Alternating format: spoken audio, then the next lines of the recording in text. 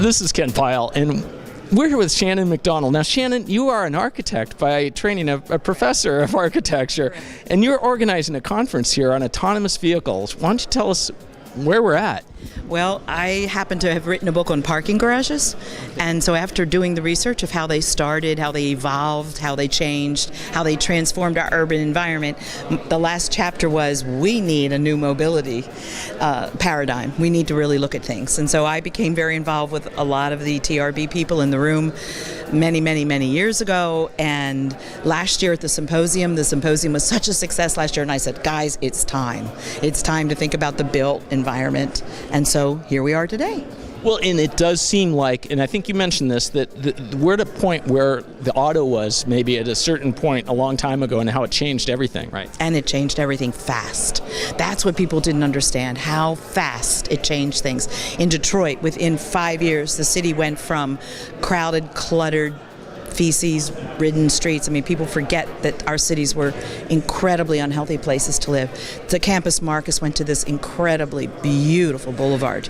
Now, the trolleys were still there at that time, and then was multimodal transportation. Everything still existed. Obviously, over the next years, next decade, everything coalesced. Now we're back almost with the same problem, except the automobile's causing it, not the horse, right? Causing the environmental pollution. Well, and it's interesting because you have a very interesting mix of people here. Why don't you talk about the mix of people? Well, this is exciting. We have a lot of people from the symposium, so we have a lot of transportation planners, technologists that really are looking at how to make all this work, people that control the traffic lights, and we have architects and we have planners from all over the United States that are on each team, and it's the first time I think we've had this mix of people in a room. And you had, a little bit of level setting this morning to kind of set a baseline, right? Yeah, we tried. We didn't know how many people would have been at the symposium all week, how many people were coming from California or others just for the day, because it was just a day symposium and you didn't have to attend all week. So today was just one day workshop.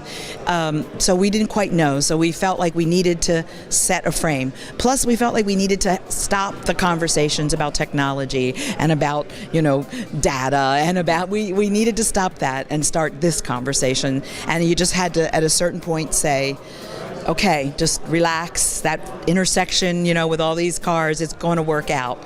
Now, what can we do in the built environment to maybe help it, or what's going to happen? Well, and it's got to be a challenge because as a planner or someone in the city, you're looking at 25 years out, but at the same time, you've got everyday issues that you're approving now, but are going to have a huge impact 25 years. How do you balance all that? Well, that's where we have, thank the Lord for the committee, because I'm an architect. So on the committee, we have Carolyn Rodier, we have Marcus Anderson, we have people that are planners. One was from Northern California, one's from Southern California. It's really exciting, and that's their day-to-day life. So they brought that whole component to the committee, and the committee was composed of just like this workshop, of a complete mix. So we have been meeting every day since March, every week since March. I mean, some of the meetings going on for hours, the conversations were extensive. It's fascinating stuff. Well, it is, and it looks like you're going to have a really fascinating time this afternoon going through real-life scenarios. You have 7 scenarios, I think. Yeah, we have 7 scenarios. They're very real. We did this on purpose. We then coalesced and said, let's pick some scenarios. Let's give them real data to work from. Okay, 10% penetration of a level 5, level 4. Sorry, there is a level 5 now. People are talking level 5. And just the level 4 means the car can basically drive itself and drop a person off or whatever. Exactly, and we went through all that this morning, and they have all those handouts in front of them so they can all kind of be talking the same language. Mm-hmm. So the scenarios are really great scenarios, like complete streets. Okay, what's going to happen with complete streets? What's going to happen with our freeway system? What is going to happen with parking? So all of these tables are studying different issues and trying to figure out what the heck might happen.